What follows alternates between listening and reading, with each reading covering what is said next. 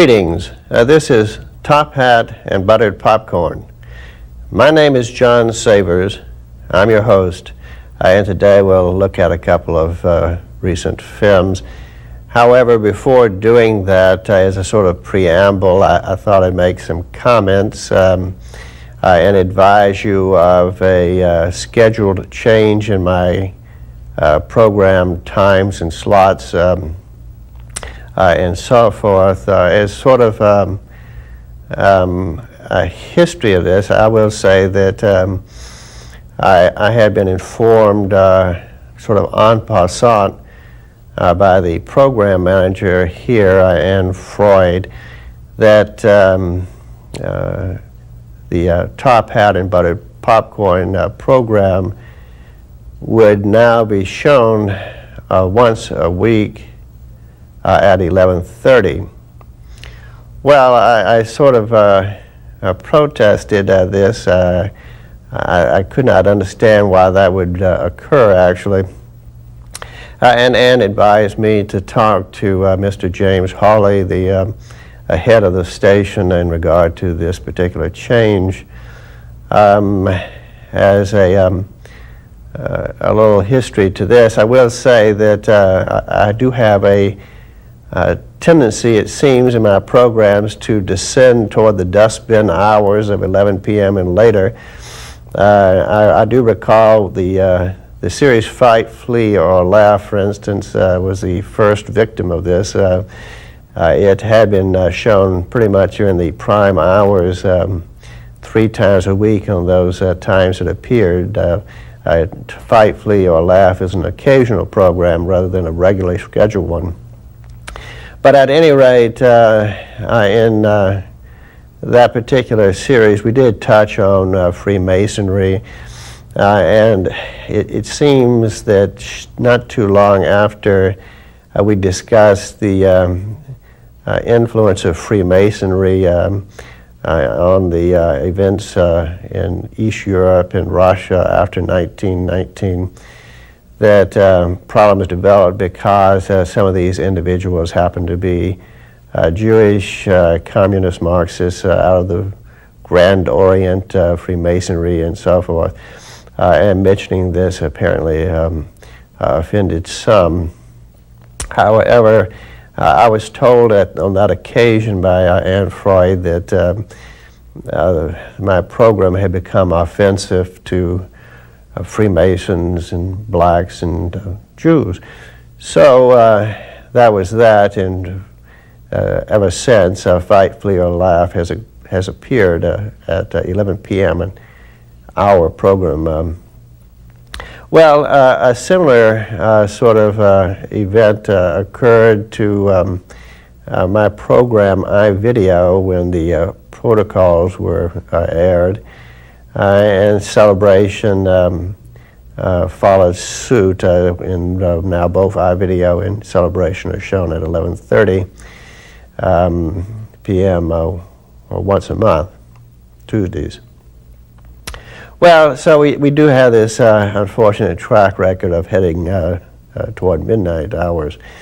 Now, about the same time during this stretch, I should say, I did learn also that eventually from Anne Freud that my Top Hat and Buttered Popcorn, that the Wednesday 7 p.m. slot would be altered, and that I would now have a 9:30 slot.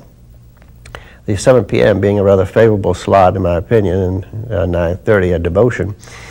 But it seemed that, according to her, that new experiments in groupings by the station was the rationale for this. So we accepted this. They were not going to change the early afternoon or the late afternoon program. The one appearing, I think, at 1 o'clock on Mondays, or 2 o'clock, and the one appearing at 5 o'clock, 5:30 on Saturdays. So we went along this way for a while, and then I was told that Top Hat and Buttered Popcorn would not be shown the second and fourth weeks but rather on the 1st and 3rd. So here we have another disruption, and I really didn't understand that either. But I will say also during this period, some of the later programs I had appearing at 11:30 were being repeated, even though they were fresh programs to be aired in the film library. So I questioned this, in fact protested this rather heatedly, but apparently it was just one of those things, one of those kinds of errors that occur. But nevertheless, I was a little bit disgusted with the whole business, because for this reason that for people, now public access television certainly has a small audience, and for people to stay up until 11:30 to see a program only to be hit with the rerun is a bit much, and it's a great way to lose your audience. And I began to think that such maneuvers and such changes and instability in programming and stuff like that really had as a corollary the loss of the small viewing audience which I might have at that point in time, certainly the diminishing. So none of that did I like, but in no way could I alter the situation. So with that as a certain kind of a background, I scheduled an appointment with Mr. James Hawley, the head here, to discuss this latest, what I call radical change in programming. And he agreed to set aside some time for me. And in fact, we did meet about 5 p.m. on a Thursday or Friday and discuss the matter. At that time, Mr. Hawley informed me that there had been complaints about my programs. Well, this did not altogether surprise me, as that I would have expected some complaints about both Celebration and iVideo, people not altogether happy with the program and so forth. But after all, no one has to watch the programs to begin with. I was interested in bringing forth fact, law, and truth, and fact, law, and truth sometimes hurts. So we did expect some people not to be happy with it, but at any rate, I was surprised and expressed this surprise to Mr. Hawley that there would be complaints about Top Hat and buttered popcorn. In fact, I was so surprised about it that I requested a representative letter to peruse. Well, Mr. Hawley then went to a file and pulled out a folder, apparently on my programs, my produced programs, and he looked through what appeared to me to be perhaps a dozen letters, maybe more, maybe less, it's hard to say, but at any rate, he did carefully go through them, and he could not seem to find a letter addressed to the program Top Hat and Buttered Popcorn. He did aver that such letter surely existed somewhere, but I can't say, and it was not adduced. But at any rate, he did say that some irate people had written to the Board of Supervisors and to Cox Communications and so forth, as well as to himself, to FPA, or at any rate, it was kicked up to him. And that the Board of Supervisors and the people at Cox Communication would then forward perhaps a photocopy of the complaining letter or the original with a little note, what gives here, and so forth. So the problem had to be addressed, and it was addressed in this way that they would not give on the question of freedom of speech, according to Mr. Hawley, but or program content either for that matter. But they would have to take steps to put the programs that I produced at the latest possible hour to get it into a kind of an adult frame and so forth. At least this is my understanding. And I said, well, I really can't see that Top Hat and Buttered Popcorn has been a program which gives reason for this radical kind of change to be limited to one program at 11:30. So I said, can it not be resolved by just having 3 programs a week at later hours, say 10, 10:30, that range? He said, well, I'll talk to Ann Freud about that and see what can be done, and you call me the next day and we'll meet talk about that. So I left with the idea that the radically unfavorable change to one showing a week at 11:30 was going to be altered, and Mr. Hawley did tell me that he would tell Ann to continue as is through March at least, and until the thing could be resolved in some way. So we left on that note, and I did subsequently, after a couple of weeks, learn that the new program slots for Top Hat and Buttered Popcorn will be 10:30 on Tuesday and 10:30 on Friday. Every other week. I think it'd probably be the second and fourth. It may be the first and third. To this point, I'm not absolutely sure, but neither program will appear anymore at a reasonable hour, shall we say. You'll have to be able to stay up a little bit to see these programs. Now, in my point of view, this does constitute a variety of censorship, in that the reason for the unfavorable time slots are ideas and descriptions of behavior which at least some portion of the viewing audience did not care to have shown. And for that reason, I do believe that it amounted to a kind of censorship to kowtow to this sort of thing.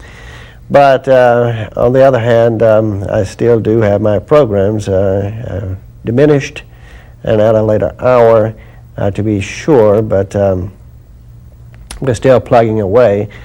We do believe that there's every reason to suppose that what is really desired is the annihilation of my programming completely, and for there not to be a venue for ideas which are not sanctioned by the Masonic Marxist crowd and allied jury and their disciples and agents and so forth. So that is my view. The station, of course, has its own views about things and so forth. But at any rate, the upshot is that there will be this change, and I regret it, but and I'm sure that it will cost some viewership, but it is something which has to be. I do encourage, for those of you who cannot stay up that late, to consider videotaping these programs, because they frequently have interesting information rarely encountered elsewhere. So on these notes, I will end this preamble, this advisement, and let's get to a movie review, shall we? The first film I'll mention is Hanging Up. This is a Nora Ephron film. It stars Meg Ryan, Diane Keaton, Lisa Kudrow, and features Walter Matthau. This film looked good. It's a well-produced film and pleasing in that sense. The film involves three sisters, basically, with Meg Ryan's middle sister as being the primary character. They keep in touch by means of telephones primarily. Walter Matthau is the father of the three daughters. He's a man on his last legs. He's basically dying, often dying in a hospital or a retirement facility or something of this kind. He is a rather cantankerous sort of person. He does not want to go quietly to that night, and he puts up a fuss, a lot of leering and so forth. This being a Nora Ephron film, it's not surprising that pot shots are taken at former President, and the late President Nixon. Also, John Wayne comes in for some pot shots, so this also is not particularly surprising. As for the three sisters, well, we have the oldest, Diane Keaton, as a rather successful magazine publisher, a forceful personality, a businesswoman, professional career woman of merit. And we have Lisa Kudrow is the youngest daughter, kind of unstable in the way. Her career has been reflective of this, kind of topsy-turvy and so forth. She presently seems to be involved in a soap opera role as a character, Julia or Juliet or something of this sort. She's sort of pleased by this, but she does not seem to be getting the attention that she wants. There's a lot of in this film amongst the sisters, sibling rivalry, envy, finger pointing, and so forth. These are the centrifugal forces which seek to separate them. In the end, these forces are overcome by the stronger forces of familial love, nuclear familial love, and so forth. You get sort of the impression these might be the three faces of Ephron, but anyhow, Meg Ryan is the middle daughter, is the primary figure. She's married, she has a child, her marriage seems to be stable and content. She's also has a finger in business. She apparently arranges social events, caters, tries to involve speakers and so forth, that sort of deal. So she, in the process, is apparently overloaded because she appears sometimes to be rather flighty. But sometimes you take on more than maybe you should. Only the Diane Keaton sister seems able to take command of the situation no matter what, without going to pieces. We have Meg involved in a little car wreck and so forth, which plays through the film, and eventually gets her some advice from the mother of the individual who struck her, or she struck in this episode. But at any rate, the film shows or follows primarily Meg Ryan as she deals with her sisters. They're often hanging up on her. The phones are sort of umbilical cords. You might say to what? Well, apparently to Meg Ryan, who's more or less the mother figure here. She is the one who keeps in touch with the other sisters. She is the one who keeps a watch out on Dad. She's the one who goes to the separated mother and apprises her of the father situation. The mother, frankly, says she was not made to be a mother. She does not have that maternal instinct, that force, that will to be a mother. She is content to be basically aloof from the family and is accepted as such. Eventually, Walter Matthau does croak in this particular film, and this draws the three sisters together, and they are no longer separated by the telephone. They are together and in the kitchen rediscover their closeness in a kind of a childlike pranking of playfulness and so forth. So it all ends up pretty well as these things go. What planet is it? This one is a Gary Shandling film in part. I think he was involved in both the production and the film writing of it. He stars as a character named Harold, as I recall. The film also stars Annette Bening and has Greg Kinnear and Ben Kingsley and John Goodman and so forth.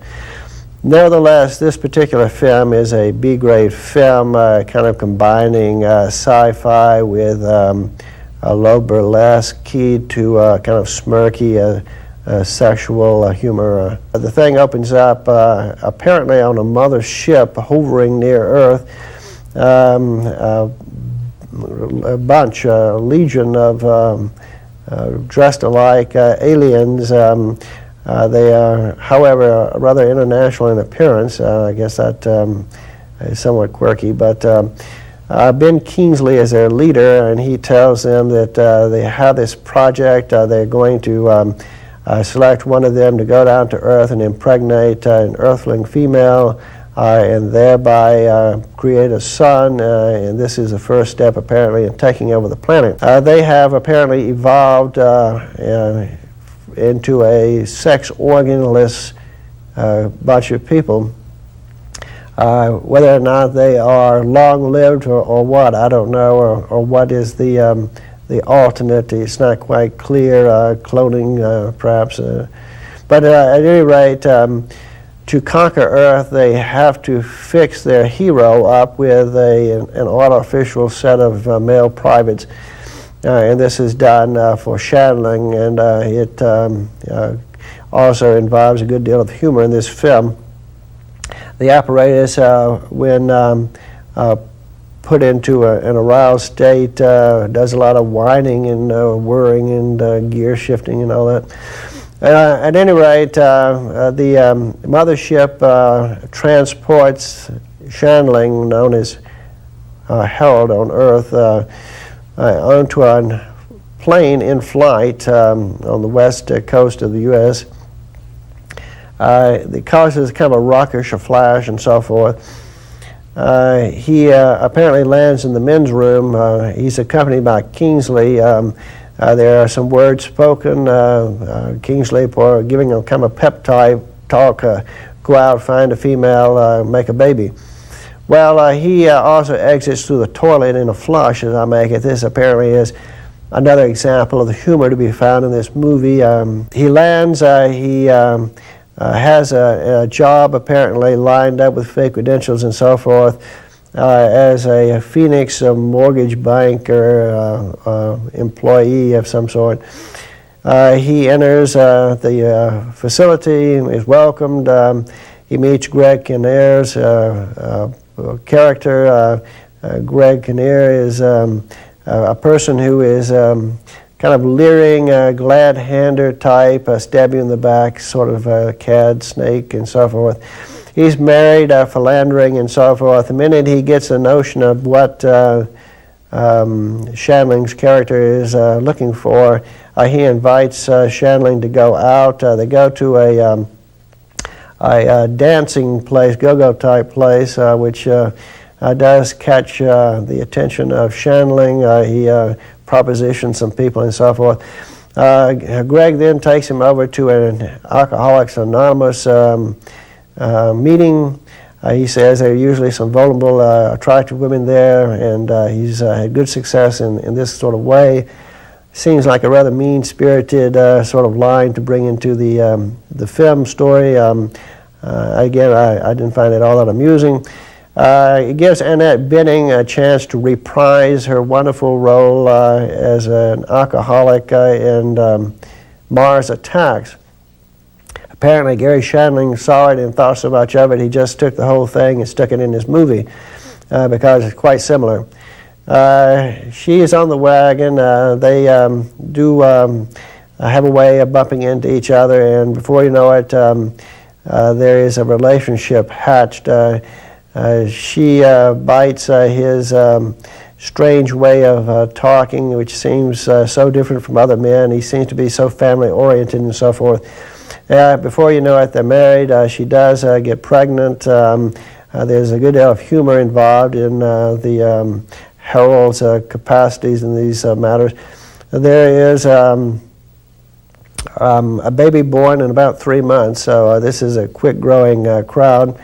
The baby appears to be healthy, and it's shanghaied by Ben Kingsley character back onto the mothership, and Gary Shandling, who has apparently had a certain attachment now to the earth, goes back to the mothership and decides to re-Shanghai, kidnap his own kid, and return to Earth and give it to Annette Binning.